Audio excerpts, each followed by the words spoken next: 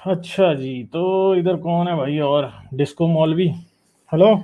Hello Ghalib भाई, आदाब। आदाब जी जनाब, क्या हाल है जी? आपके कैसे कैसे हैं? हैं? बस ज़बरदस्त, बढ़िया। सबसे पहले तो आप आप ताज़ा ताज़ा पेट्रॉन बने हैं जी। जी जी थैंक यू। जी। हाँ। नहीं, कोई बात अच्छा। नहीं। अभी तो मुझे यकीन नहीं आ रहा आपसे बात हो रही है।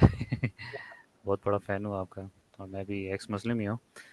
हाँ तो हाँ। सब दो तीन बातें करनी छोटी छोटी। एक तो ये है कि एक लड़का है जो हारिस सुल्तान को भी बड़ा थ्रेट कर रहा है यूट्यूब पे, और ओ आपको भी यार, कर रहा है शायद करने आप। दो अच्छा यार, नहीं, वो कोई उसको बात छोड़ो, उसको छोड़ो। नहीं, जिक्र ना करें। मैं छोड़े। हाँ, जिक्र नहीं कर रहा, हाँ नाम भी नहीं ले रहा उसका, लेकिन मैं एक हाँ बात करना हाँ चाह रहा हूँ कि उन जैसे और भी बहुत लोग होंगे, उनको यार हाँ मेरा एक हाँ मैसेज है। ये थ्रेट करते हैं, मारने की धमकियां देते हैं, हाँ ये कर। भाई मुझसे हाँ। उनसे एक छोटा सा सवाल है। हम्म। हो क्या जाएगा? चलो फॉर एग्जांपल, आप भी चलो दूसरे मुल्क में हो, हारिस सुल्तान भी है, मिल गए, मार दिया, अब क्या होगा? उसके बाद क्या होगा? उसके बाद ये होगा कि उसके बाद मजीद गालिब पैदा होंगे, मजीद हारिस सुल्तान पे। अभी तो दिए से दिया जल रहा, भी आप पहले हारिस सुल्तान था, फिर आप आए, अब और आएंगे। अभी अल्लाह, अभी पता नहीं और कितने और लोगों ने आना है। तो मेरा उनसे सवाल ये है कि हो क्या जाएगा यार? तुमको मार के क्या मिल जाएगा?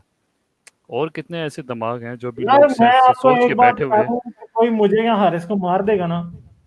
अगर फर्ज करें मुझे और हारिस को कोई मार दे, हाँ हाँ। मुझे मार दे, फर्ज करें हम्म। आके, तो फिर तो मैं मरूंगा ही नहीं। ऐसे हाँ तो शायद एग्जैक्टली, दुनिया यही मुझे बात है भूल ना। जाए। ऐसे वही तो दुनिया वही। शायद मुझे भूल जाए। दुनिया हाँ भूल जाए हाँ। कि गालिब कमाल था। लेकिन यूट्यूब पे उससे ये बैठा था। होगा हाँ कि जो हाँ कुछ लोग जो ऑलरेडी आपसे हाँ। मोटिवेट हुए होंगे, वो आ जाएंगे। आपकी जगह तो 10 मैं और आ तो जाएंगे, कहता हूँ, ठीक है, मतलब आ एक जाओ दूसरे। आ जाओ, मार दो यार, मार लो फिर। हाँ किसी दिन मार भी दोगे, खैर अभी हमने इतना काम नहीं किया। एक दिन जब मुझे तसल्ली होगी ना कि मैंने काम इतना कर दिया, उस दिन हम्म। तो मुझे मार भी देगा ना, मुझे तो कोई दुख नहीं होगा। क्यों? क्योंकि मुझे पता है कि तारीख में अपना नाम मैंने लिख दिया है। बस एग्जैक्टली। खत्म हो गया। ठीक है, फिर हम्म। ये जो मर्जी कर लें। सही है। एग्जैक्टली। सही से। तो अच्छा, एक और जॉन क्रिस्टोफर, थैंक यू। आपका कह रहे हैं sir we will not leave you alone. बिल्कुल जी, मुझे पता है आप लोगों की सही सपोर्ट मेरे साथ है, आप लोगों की मोहब्बत मेरे साथ है।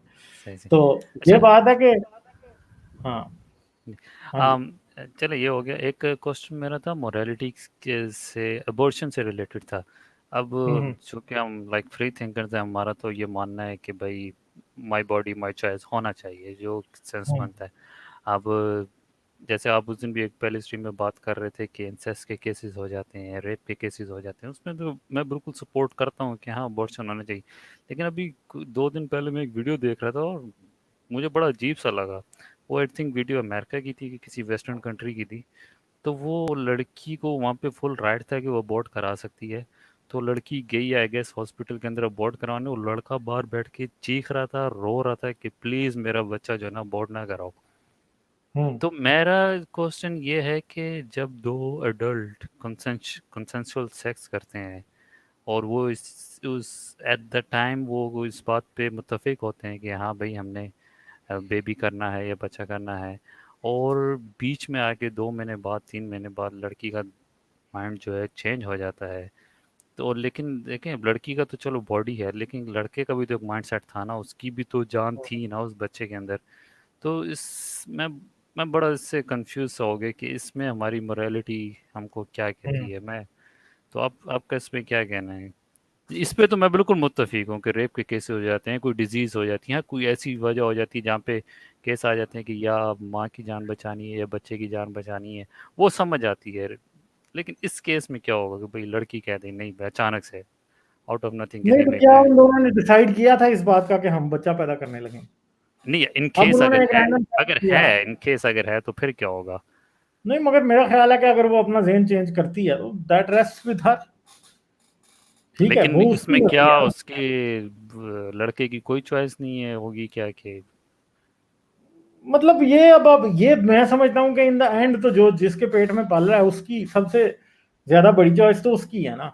अब कोई उसे हम्म, कहे कि तू पैदा कर, हम्म, तो लोग इस तरह तो रोज ही लड़कियों को भी लेके पहुंच जाएंगे। कई लड़कियां वो मर्दों को लेके पहुंच जाती हैं कि मैं प्रेग्नेंट हो गई हूँ। इस तरह हम्म, फिर लड़कियों को भी लोग रोज ही लेके पहुंच जाएंगे, भाई ये कर ना करो, हम्म, मैं इसको ना करो। एक बात है कि एक सबसे जो इम्पोर्टेंट बात है कि एक तरफ ये वेस्ट कहता है, ये जो ये जो क्रिश्चियन राइट विंग है वो कहता है कि जी बच्चे को माँ और बाप दोनों का प्यार मिलना चाहिए। अब एक औरत प्रेग्नेंट हो गई है और उसके बाद प्रेग्नेंट होने के बाद उसका ज़हन आता है कि मैंने इस आदमी से तलाक लेनी है, तो फिर वो ये भी सोच सकती है कि मैं ये बच्चा नहीं पैदा करना चाहती।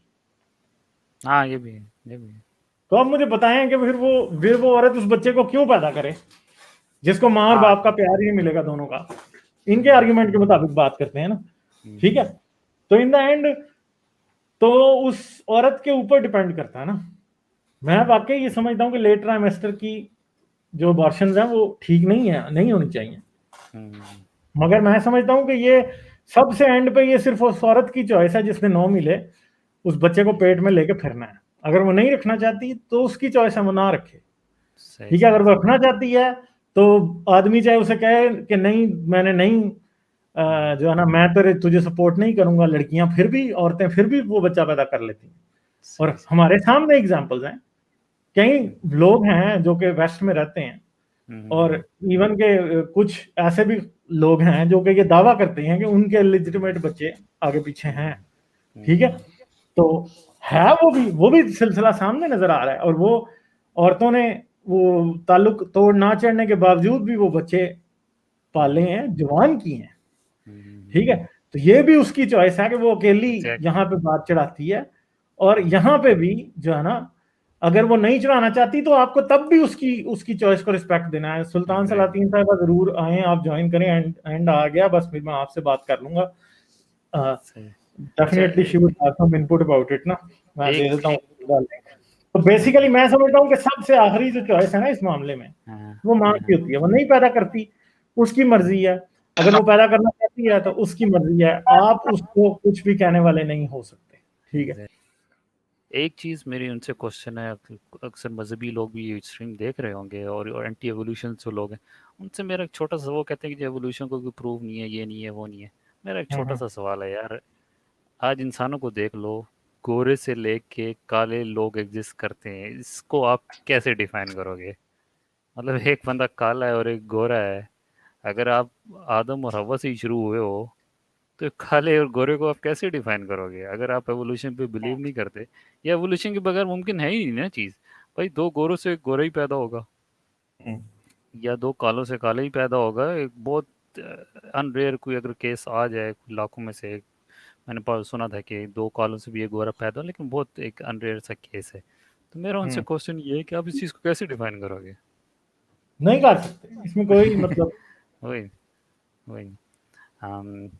अच्छा, एक कुछ दिन पहले एक लड़का आया था आपकी स्ट्रीम पे, मुसलमान था वो, इस पे आपसे डिस्कशन कर रहा था ह्यूमैनिटी पे, जिसको आपके ह्यूमैनिटी की डेफिनेशन बता रहे थे कि यूएन के चार्टर के मुताबिक ह्यूमैनिटी की डेफिनेशन।